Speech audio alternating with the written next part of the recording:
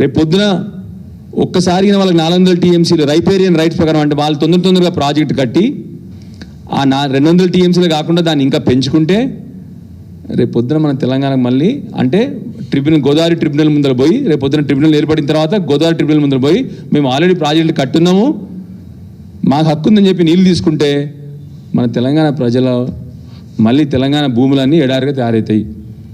So అందుకొరకే మళ్ళీ వాళ్ళని కోరుతా ఉన్నాను, దయచేసి మీరందరూ కూడా కాంగ్రెస్ శాసనసభ్యుల్ని కూడా వేడుకుంటున్నాను, దయచేసి మనం అందరం కూడా నిలబడి కొట్లాడాలి కలిసి.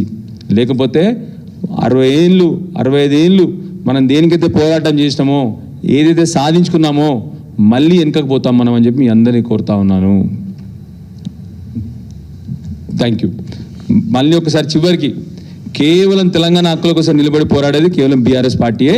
మేము నిలబడి పోరాడుతూనే ఉంటామని చెప్పి చెప్తా ఉన్నాను. జై తెలంగాణ.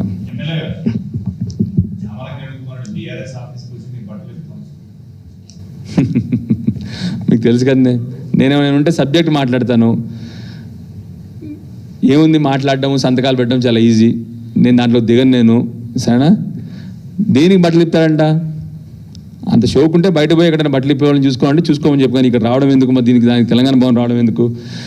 ఆయనకి దయచేసి యువ నాయకుడు, వయసులో చిన్నవాడు, అంటే వయసులో ప్రాబ్లీ యంగ్ పొలిటీషియన్ అయినా ఇప్పటి వరకు ఆయన నోట్లో నుంచి ఒక్కసారి కూడా అభివృద్ధి, సంక్షేమము, విద్య, వైద్యము ఆయన నోట్లో నుంచి వినలేదు. ఎప్పుడు ఇవే బట్టలు ఇప్పడం, ఇదేం షోక్ అయ్యా బాబు, బట్టలు ఇప్పే షోక్, ఇదేం షోక్ ఎందుకు నాకు అర్థం కాదు. ప్రజలకు అవసరమైన విషయాలు మాట్లాడాం కదా, ప్రజలకు బట్టలు ఇప్పడం అవసరం ఎవరికన్నా? సో దయచేసి వారికి చిన్న వయసులో ఉన్నాడైనా ఆయనకి నా హితవు పలుకుతా ఉన్నాను. తెలంగాణ సమస్యల పట్ల కొట్లాడు బ్రదర్, తెలంగాణ ప్రజలకు అవసరాల బట్టి కొట్లాడు.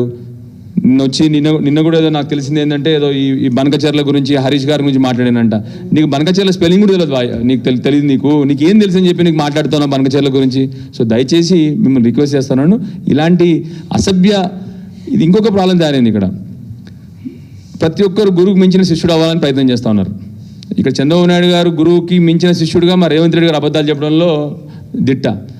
ఆయనకు రేవంత్ రెడ్డి గారి కంటే ఎక్కువ బూతులు మాట్లాడాలి, అబద్ధాలు చెప్పడాలని వీళ్ళందరూ తయారవుతున్నారు వాళ్ళు. రేపు అవి కాదు మనకు కావాల్సింది, తెలంగాణ ప్రజల సమస్యల పట్ల మంచిగా చర్చిద్దాం, ఎక్కడ రమ్మంటే అక్కడ చర్చిద్దాం. కానీ ఈ బూతులు, ఈ అనవసరమైన అసభ్య పదజాలం అవసరం లేదు.